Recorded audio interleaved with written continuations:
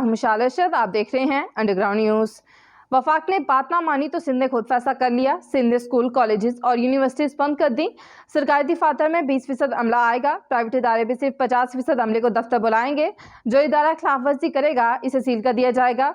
29 अप्रैल से शहरों के दरमियान चलने वाली ट्रांसपोर्ट बंद कर दी जाएगी। वजीर आला सिंध कहते हैं कि सूबों के दरमियान ट्रांसपोर्ट बंद करने के लिए वो दीगर सूबों के वज़ीर आला से भी बात करेंगे।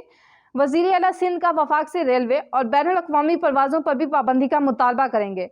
रेस्टोरेंट के अंदर और बाहर खाने पर पाबंदी से सख्ती पर अमल दरामद करवाया जाएगा। शॉपिंग सेंटर शाम 6 बजे के बाद बंद किए जाएंगे। वजीर आला मुराद अली शाह कहते हैं कि सिंध में कोरोना के मरीजों की तादाद में इजाफा हो रहा है। SOPs पर अमल दरामद ना हुआ तो पाबंदियां मजीद सख्त करना होंगी। सूबे में फौज बुलाने के फैसले की तौसीक कल काबीना करेगी। मजीद अपडेट्स के लिए देखते रहिए अंडरग्राउंड न्यूज़।